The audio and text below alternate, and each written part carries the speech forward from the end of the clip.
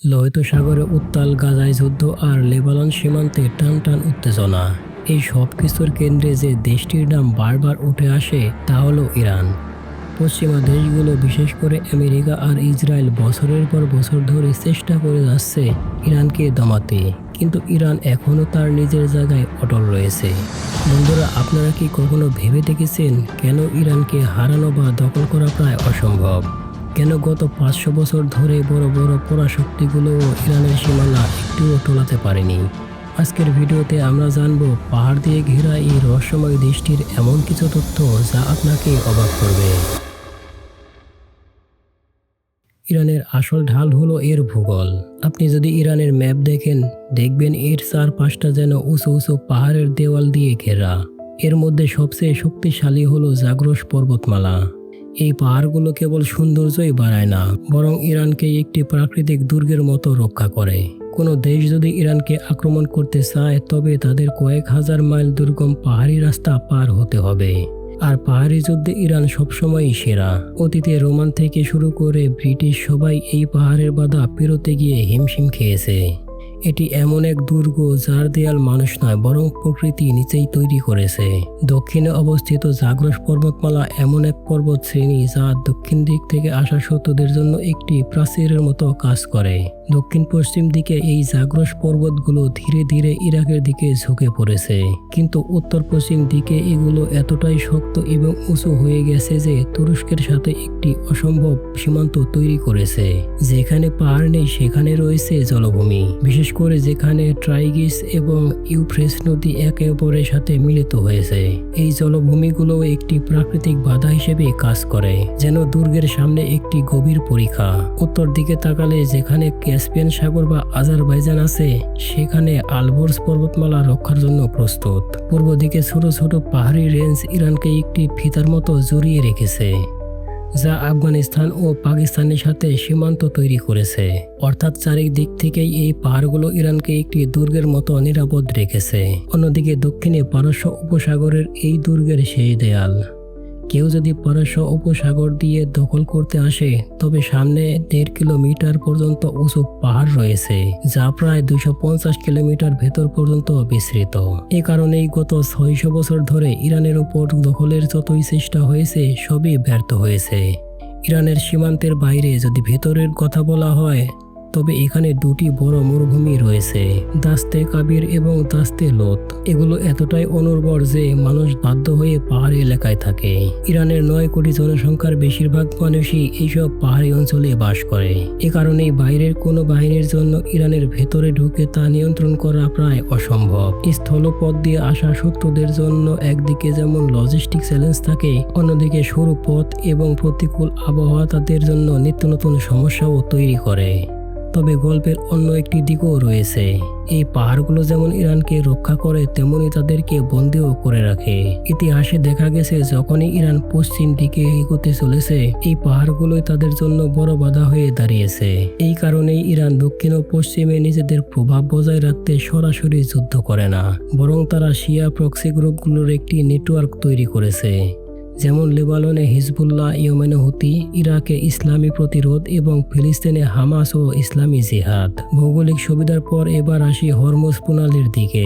Hormuz প্রণালী ইরানের জন্য অত্যন্ত কৌশলগত গুরুত্ব বহন করে। পারস্য উপসাগরের পুরো উত্তর অংশ থেকে শুরু করে শেষ পর্যন্ত ইরানের কাছে রয়েছে।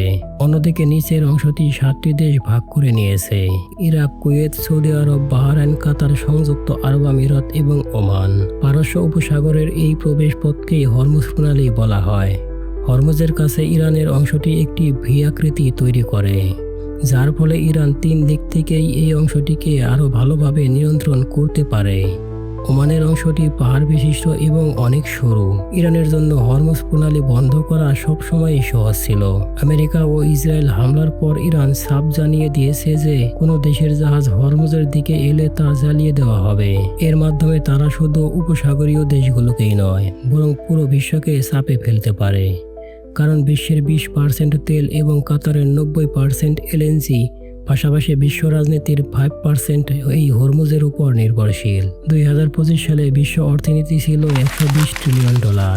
হরমুজ বন্ধ হলে $6,000 মিলিয়ন নিমেষেই হাওয়া হয়ে যাবে। তাই ইরানের উপর হামলা বা দখল করতে চাইলে ইরানের কাছে হরমুজ বন্ধ করে বিশ্বকে চাপে ফেলার একটি বড় হাতিয়ার রয়েছে। ইরানের তৃতীয় শক্তি হলো তার বিশাল উপকূল রেখা। ইরানের মোট পরিধি 8,731 কিলোমিটার, যার মধ্যে 2,815 কিলোমিটার হলো তার সমুদ্র উপকূল, অর্থাৎ ইরানের সীমান্তের 32% উপকূল রেখা। স্বাভাবিক উপকূলে বালু থাকে, কিন্তু এখানে রয়েছে পাহাড়ি সারি, যেখানে ইরানের গোপন স্থানে ক্ষেপণাস্ত্রের ব্যাটারি বসিয়ে রেখেছে। এখানে অনেক গুহা ও ব্লাইন্ড স্পট রয়েছে, যা স্যাটেলাইট বা ড্রোন দিয়েও দেখা যায় না। ফলে সমুদ্র থেকে কেউ নামলে তাকে সাথে সাথেই পাহাড়ের বাধার মুখে পড়তে হবে। ভৌগোলিক অবস্থান ও উপকূলের পর ইরানকে বাঁচানোর চতুর্থ ঢাল হলো সেখানে বসবাসকারী বিভিন্ন জাতিগোষ্ঠী। ইরান একটি বহুজাতিগত দেশ।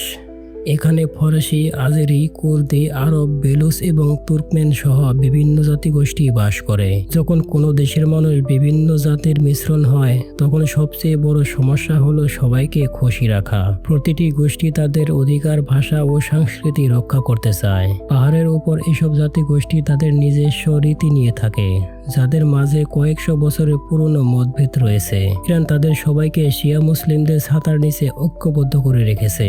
যদিও মাঝে মাঝে বিক্ষোভ দেখা যায়, যেমন 2025 সালের ডিসেম্বরে বিক্ষোভে 7,000 মানুষের বেশি প্রাণ হারিয়েছিল।